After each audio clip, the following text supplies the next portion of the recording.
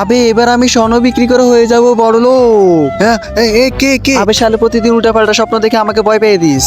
আবে বাবা আমি স্বপ্নের ভিতর অনেকগুলো স্বর্ণ নিয়েছিলাম। আবে এগুলো তো আসল স্বর্ণ। আর বাবা আমি স্বপ্নে স্বর্ণ নিয়েছিলাম, আর স্বপ্নের স্বর্ণগুলো আমি বাইরে নিয়ে এসেছি। বাবা এই ঘুমের ওষুধটা খাও। এই ওষুধ খাওয়ানোর পর আমরা দুজন একই স্বপ্নে যাব। আর বাবা এটা কোথায় নিয়ে এসেছি? সেখানে তো কোনো স্বর্ণই নেই।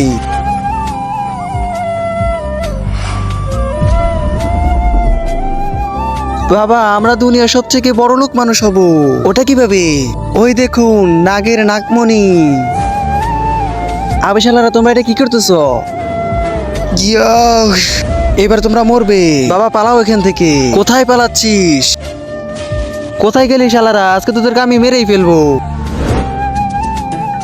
আর বাবা এ তো আমাদের পিছেই পড়ে গেছে।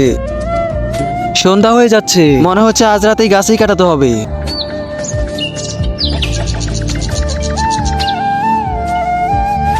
আরে বাবা আমরা ওই নাককে ভয় পাচ্ছি কেন?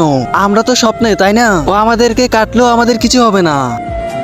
তার আগে দেখবো তুমি কি আল্লাহর ঘরটিকে বেশি ভালোবাসো নাকি এই মন্দির ঘরটিকে বেশি ভালোবাসো।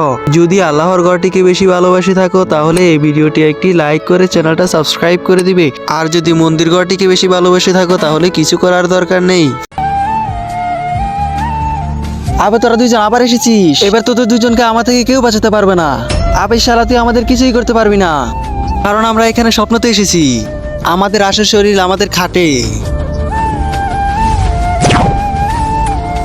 দেখলেই আমাদের কিছুই হয়নি। আবে এটা আমরা কোথায় চলে এসেছি? তোমরা মরে গিয়েছো আর পরপারে চলে এসেছো। মরে গেছি? আবে আমরা তো স্বপ্নতে ছিলাম, আমাদেরকে স্বপ্নতে নাক কেটেছিল। আমরা বাস্তবে কিভাবে মরে গিয়েছি? আবে তোমরা দুজন 2 দিন ধরে ঘুমের ওষুধ খেয়ে শুয়েছিলে। এর জন্য তোমাদের ঘরের মানুষেরা মনে করেছিল তুমি মরে গিয়েছো, আর ওরা তোমাদের চিতা জ্বালিয়ে দিয়েছে।